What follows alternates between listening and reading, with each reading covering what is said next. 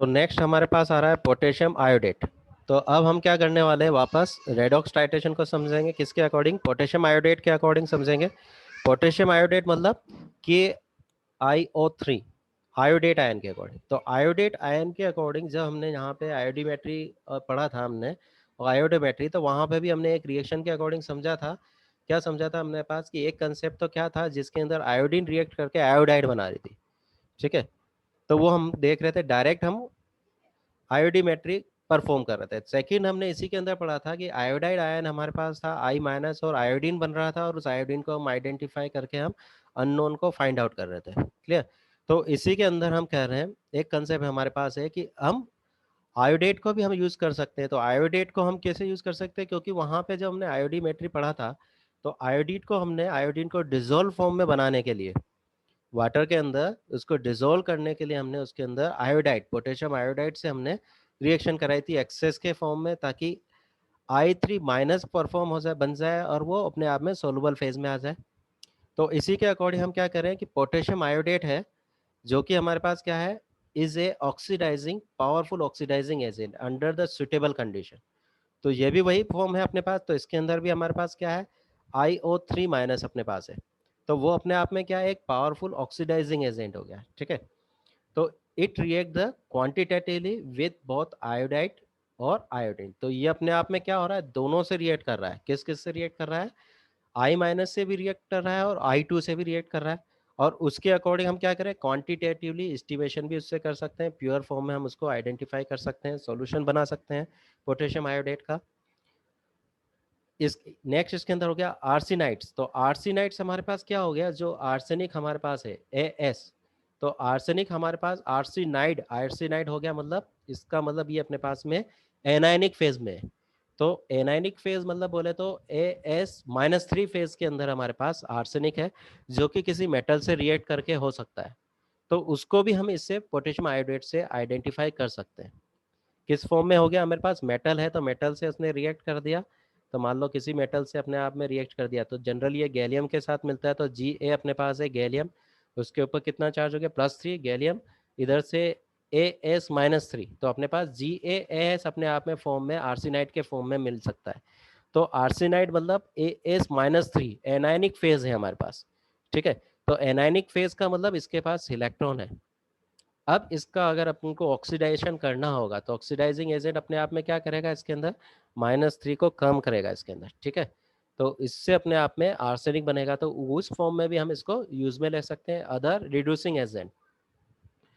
तो iodate titration can be perform in present of alcohol, saturated organic acid, and many other kinds of the organic matters. तो हम यहाँ क्या क्या करें, इन प्रेजेंट ऑफ एल्कोहल। तो यहाँ पे हम क्या कर रहे हैं, इसकी सॉल्युबिलिटी और स्टेबिलिटी को बनाए रखने के लिए हम ऑर्गेनिक सॉल्वेंट हम जनरली यूज करते हैं।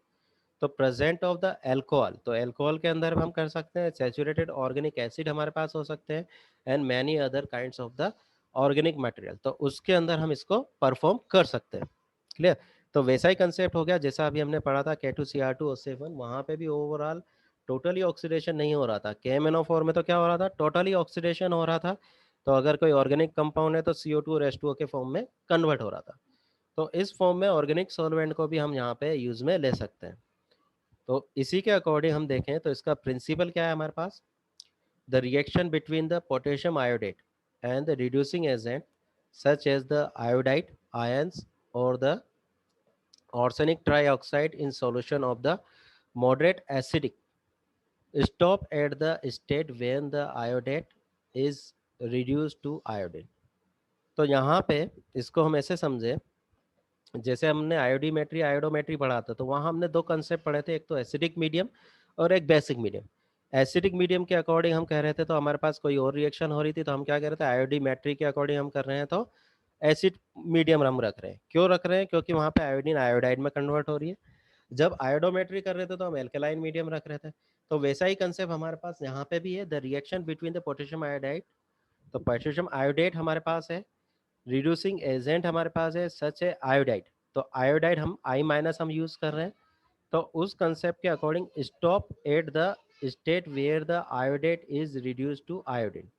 तो अपने पास क्या हो गया, कि अब वो उस फेज के अंदर हमारे पास कन्वर्ट नहीं हो रहा है। तो इसको हम ऐसे समझे कि यहाँ पे एक रिएक्शन है अपने पास पोटेशियम आयोडेट की। अब यहाँ पे हमारे पास क्या है, अगर ये एसिडिक मीडियम यहाँ पे हमारे पास नहीं होगा तो इस कंसेप्ट में होगा क्या, ये आयोडीन का फॉर्मेशन यहाँ पे नहीं हो पाएगा। क्लियर। तो हम यहाँ पे जब हमने आयोडीन का सॉल्यूशन बनाया था तब हमने क्या वहाँ पे क्या पढ़ा था कि पोटेशियम आयोडाइड हम उसके साथ मिला रहे हैं, कुछ कंडीशन में हमने क्या देखा था वहाँ पे KbRO3 भी हम वहाँ पे मिला रहे थे। ओवरऑल कंसेप्ट क्या था हमारे पास कि हमें आयोडीन को परफॉर्म कराना था। तो स्टेबिलिटी ऑफ आयोडीन सॉल्यूशन बनाने के लिए भी हम यहाँ पे एसिडिक मीडियम को हम परफॉर्म कर रहे हैं। ठीक है, आयोडीन सॉल्यूशन को अगर ज़्यादा टाइम तक स्टेबल रखना है तो उसके अंदर एसिडिक मीडियम उसको प्रोवाइड कराना पड़ेगा। तो यहाँ पे एसिडिक मीडियम की वजह से यहाँ पे जो आयोडेट है और आयोडाइड है वो किस में कन्वर्ट हो रहे हैं, आयोडीन के फेज में। तो ओवरऑल ये हमारे पास रिएक्शन होगी और इसी को हम इस तरीके से देखें कि आर्सेनस एसिड आर्सेनिक एसिड में कन्वर्ट हो रहा हो। तो यहाँ पे हमारे पास ये ऑक्सीडाइजिंग एजेंट हो गया और ये अपने पास रिड्यूसिंग एजेंट हो गया जिसका कि ऑक्सीडेशन हो रहा है। तो यहाँ पे कोई भी अपने पास रिड्यूसिंग एजेंट हम ले सकते हैं।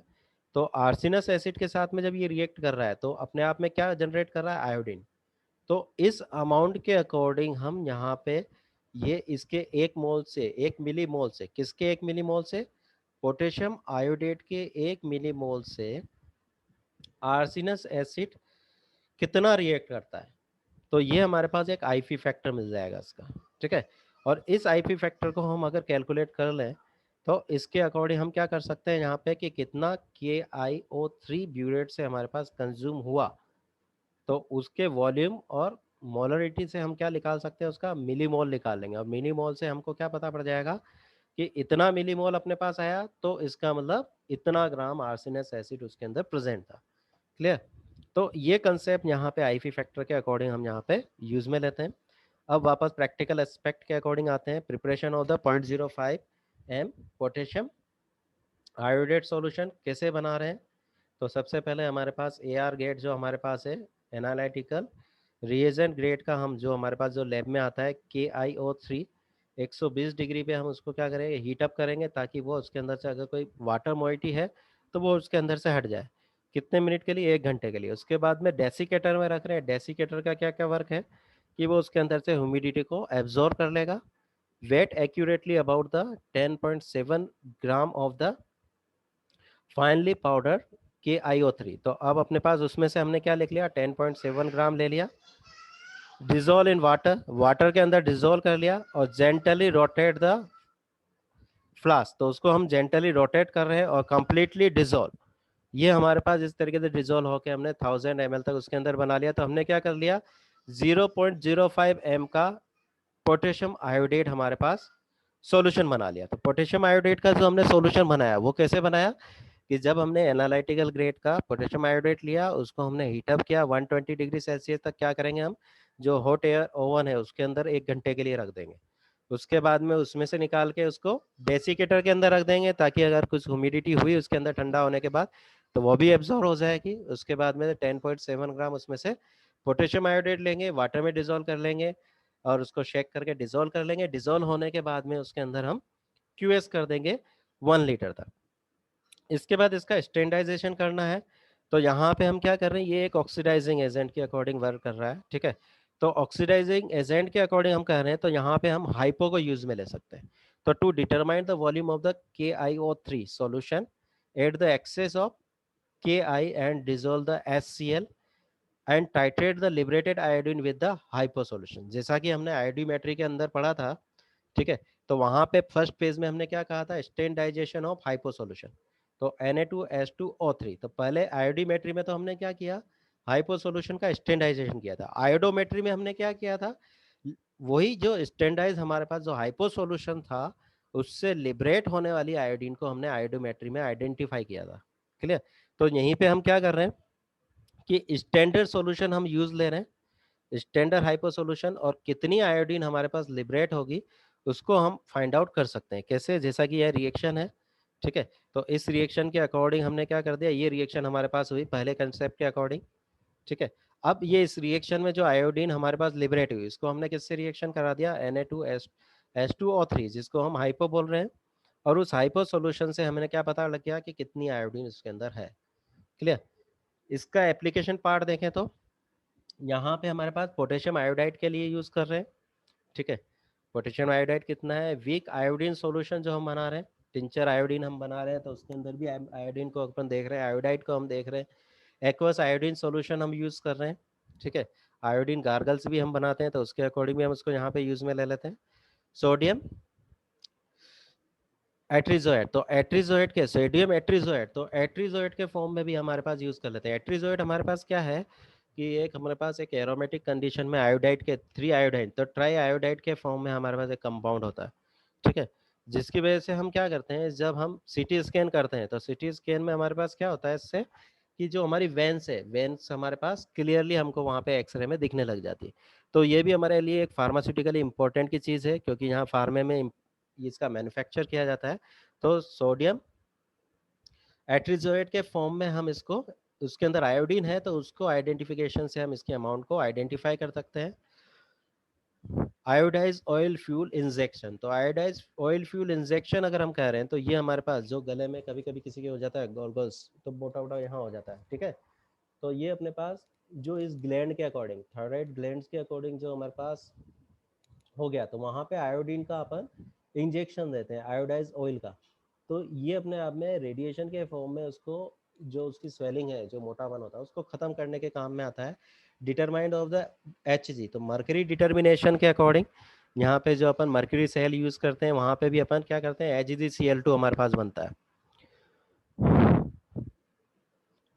एक हमारे पास है hydralazine hydrochloride injection, hydralazine hydrochloride, hydralazine hydrochloride हमारे पास यूज होता है, ये हमारे पास बीपी कंडीशन में जो हम यूज कर रहे हैं, ब्लड प्रेशर हाई हो गया तो वहां पे हम उसको कंट्रोल करने के लिए, तो इसके फॉर्म में भी हम इसको आइडेंटिफाई कर सकने के लिए हमारे पास ये यूज में है।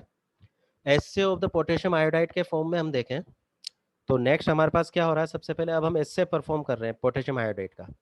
तो क्या है, if the concentration of HCl is less, the reaction between the KiO3 and I stop, and when the iodide has been reduced to free iodine। तो यहाँ पे हमारे पास कंसेप्ट कौन सा जो हमने पहली रिएक्शन देखी थी, if the concentration of HCl is less, the reaction between the, तो यहाँ पे कौन सी रिएक्शन, ये हमारे पास ये रिएक्शन, इस रिएक्शन के अकॉर्डिंग हम क्या कर रहे हैं, एसिडिक मीडियम है तो ये रिएक्शन फॉरवर्ड डायरेक्शन में हो रही है। अगर एसिडिक मीडियम नहीं है तो आयोडीन हमारे पास लिबरेट नहीं होगा। क्लियर, क्यों, क्योंकि ये अपने पास क्या होगा, ये आगे की इसकी फॉरवर्ड रिएक्शन को रोक देगा। तो यही इसके प्रिंसिपल के बेस के अकॉर्डिंग हम देख रहे हैं, अगर HCl कम है तो वो इन दोनों को रिएक्शन होकर आयोडीन को कम बनने देगा, तो फ्री फॉर्म में आयोडीन हमको कम मिलेगी। तो ये हमारे पास कंसेप्ट है कि अगर एसिडिक मीडियम है तो इस फॉर्म में हम लिख सकते हैं इसको, एसिडिक मीडियम में फॉरवर्ड रिएक्शन हो रही है। तो इसके अकॉर्डिंग हम क्या कर रहे हैं, वापस हम जब इस रिएक्शन को बनाए तो weighing the accurately about the 0.35 gram of KiO3 dissolve in about the 10 ml of water and add the 35 ml HCl and 5 ml of the chloroform। तो यहाँ पे, तो इस कंसेप्ट के अकॉर्डिंग हम प्रोसीजर परफॉर्म करेंगे। तो हम यहाँ पे क्या करेंगे, यहाँ जो हमने रिएक्शन लिखी है तो इस रिएक्शन के अकॉर्डिंग हमको क्या चाहिए, एक आयोडाइड चाहिए। तो आयोडाइड कहाँ से मिलेगा, पोटेशियम आयोडाइड से, Ki से। अब इसको हम स्टैंडर्ड्स के अकॉर्डिंग हम कर रहे हैं, तो किसके अकॉर्डिंग कर रहे हैं हम, ऐसे किसका कर रहे हैं, तो यहाँ हम ऐसे कर रहे हैं, यहाँ पे पोटेशियम आयोडेट, मतलब इसका हम पोटेशियम आयोडेट का हम जब रिएक्शन कर रहे हैं तो यहाँ पे KiO3, तो एक ही हमारे पास सॉल्यूशन ये हो गया, दो सॉल्यूशन, तो दो सॉल्यूशन हम बना रहे हैं, तो पोटेशियम आयोडाइड का सॉल्यूशन बना रहे हैं। दूसरा, उसको स्टेबिलिटी देने के लिए हम उसके अंदर क्लोरोफॉर्म मिला रहे हैं। Clear, titrate with the 0.05 KiO3, तो पोटेशियम आयोडेट के साथ में हम until the purple colour of the iodine disappear from the chloroform, add the last portion of the iodate solution, drop it and agitate vigorously and continuously and allow to stand for the 5 minutes. If any color develop in hug in the chloroform layer, containing the titration until the chloroform layer, continue the titration until the chloroform is decolorized। तो यहाँ पे हम क्या कर रहे हैं कि एक सॉल्यूशन हमने Ki का बनाया है, ठीक है, नीचे हमारे पास कॉनिकल फ्लास्क के अकॉर्डिंग, दूसरा हमने सॉल्यूशन बना रहा है KiO3 पोटेशियम क्रोमेट का। और इसको हम जब क्लोरोफॉर्म डाला है तो उसके अंदर एक कलर उसका जनरेट होगा, क्लोरोफॉर्म लेयर उसके अंदर फॉर्मेशन होगी। जब इसको हम KiO3 के साथ में करेंगे तो इंडिकेटर के फॉर्म में क्या होगा, जो उसका कलर है वो डिसअपियर हो जाएगा। तो वो डिसअपियर हो गया, इसका मतलब जो हमने कॉनिकल फ्लास्क के अंदर Ki के साथ में जो भी हमारे पास सैंपल है उसके साथ में हमारे पास क्या होगा कि Ki हमारे पास क्या हो गया, ये KiO3 के साथ में ऊपर से जो Ki का जो सैंपल है वो इससे रिएक्ट करके आयोडीन उसने बना दिया है, ठीक है, और उसके अकॉर्डिंग वहां पे कलर चेंज हो गया। तो यहाँ पे हम एक आईपी फैक्टर जो उसकी बैलेंस रिएक्शन से बनाएंगे कि हमारे पास अगर इसका मिलीमोल के अकॉर्डिंग हम सैंपल निकालें, ठीक है, तो ये हमारे पास 1 ml 0.05 KiO3 से हम अगर इसका कैलकुलेशन करते हैं तो वो पोटेशियम आयोडाइड के 0.0166 ml Ki से रिएक्ट करता है। तो इस तरीके से ब्यूरेट से हमें अगर वॉल्यूम पता पड़ गया KiO3 का तो हम क्या कर सकते हैं, पोटेशियम आयोडाइड